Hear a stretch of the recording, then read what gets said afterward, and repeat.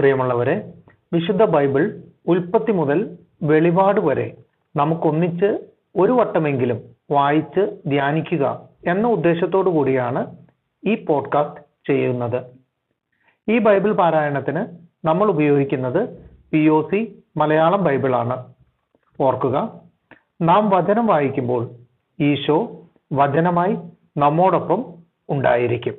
മുടക്കം കൂടാതെ വചനം വായിക്കുന്നത് ഒരു നിയോഗമായി നമുക്കെടുക്കാം. അതിനായി പരിശുദ്ധാത്മാവേ, ഞങ്ങളെ ശക്തിപ്പെടുത്തണമേ എന്ന് പ്രാർത്ഥിക്കാം.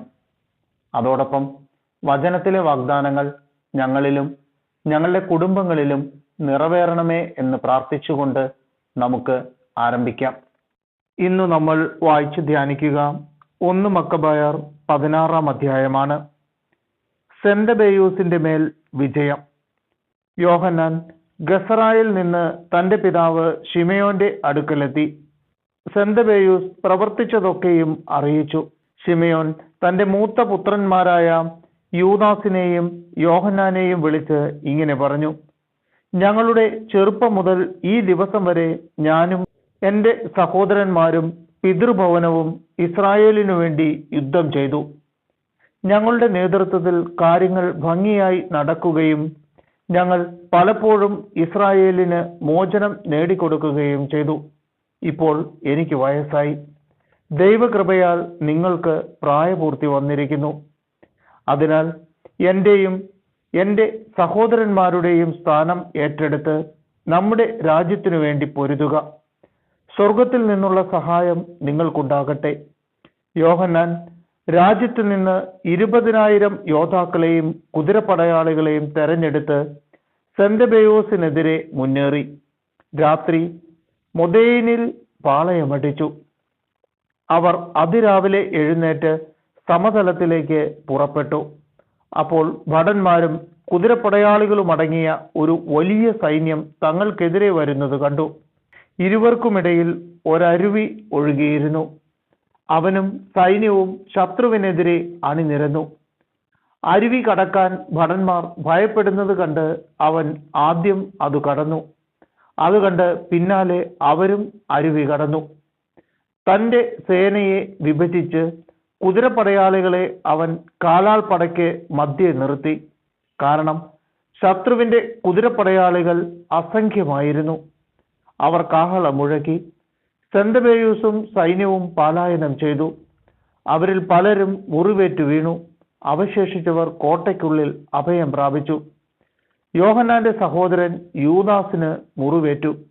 എന്നാൽ യോഹന്നാൻ സെന്തബെയൂസിനെ അവൻ പണി കഴിപ്പിച്ച കെദ്രോൻ കോട്ട വരെ പിന്തുടർന്നു. അസോത്തൂസ് വയലുകളിലെ ഗോപുരങ്ങളിലും അവർ അഭയം പ്രാപിച്ചു. യോഹന്നാൻ അത് അഗ്നിക്കിരയാക്കി. ഏകദേശം 2000 പേർ മരിച്ചു വീണു. യോഹന്നാൻ സുരക്ഷിതനായി യൂദായിലേക്ക് മടങ്ങി. ശിമയോന്റെ മരണം. അബൂബൂസിന്റെ മകൻ ടോളമി ജെറീക്കോ സമതലത്തിന്റെ അധിപനായി നിയമിക്കപ്പെട്ടു.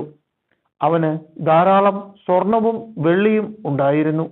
പ്രധാന പുരോഹിതന്റെ ജാമാതാവായിരുന്നു അവൻ. അഹങ്കാരം പൂണ്ട് രാജ്യം കൈയടക്കാൻ അവൻ തീരുമാനിച്ചു. ശിമയോനെയും പുത്രന്മാരെയും നശിപ്പിക്കാൻ അവൻ ദുരാലോചന നടത്തി. അപ്പോൾ ശിമയോൻ രാജ്യത്തെ നഗരങ്ങൾ സന്ദർശിച്ച് അവിടുത്തെ ആവശ്യങ്ങളിൽ ശ്രദ്ധ പതിച്ചുകൊണ്ടിരുന്നു. 177 ആണ്ട് 11 മാസമായ ഷേബാത്തിൽ അവൻ പുത്രന്മാരായ മത്താത്തിയാസും യൂദാസുമൊത്ത് ജെറിക്കോയിലേക്ക് പോയി. അബൂബൂസിന്റെ പുത്രൻ താൻ നിർമ്മിച്ച ദോഗ് എന്ന ചെറിയ കോട്ടയിൽ അവരെ വഞ്ചനാപൂർവം സ്വീകരിച്ചു. അവർക്ക് വലിയൊരു വിരുന്ന് നൽകി. തൻ്റെ ആൾക്കാരെ അവൻ അവിടെ ഒളിപ്പിച്ചു നിർത്തിയിരുന്നു.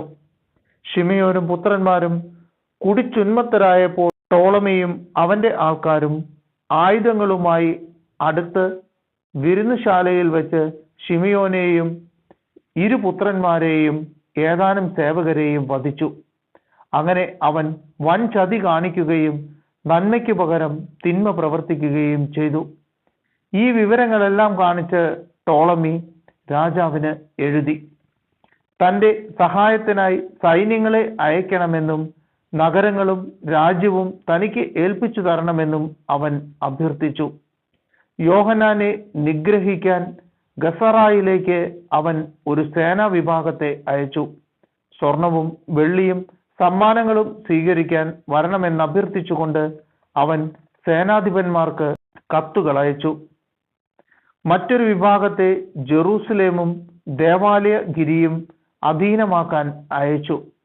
ഗസാറായിലുള്ള യോഹന്നാന്റെ അടുത്തേക്ക് ആരോ ഓടിച്ചെന്ന് അവന്റെ പിതാവും സഹോദരന്മാരും കൊല്ലപ്പെട്ടുവെന്നും അവനെയും വധിക്കാൻ ടോളമി ആളയച്ചിരിക്കുന്നു എന്നും അറിയിച്ചു. ഇത് കേട്ട് അവൻ സ്തബ്ധനായി. തന്നെ നശിപ്പിക്കാൻ വന്നവരെ അവൻ പിടികൂടി വധിച്ചു. തന്നെ വധിക്കാനാണ് അവർ വന്നിരിക്കുന്നതെന്ന് അവന് അറിവ് കിട്ടിയിരുന്നുവല്ലോ.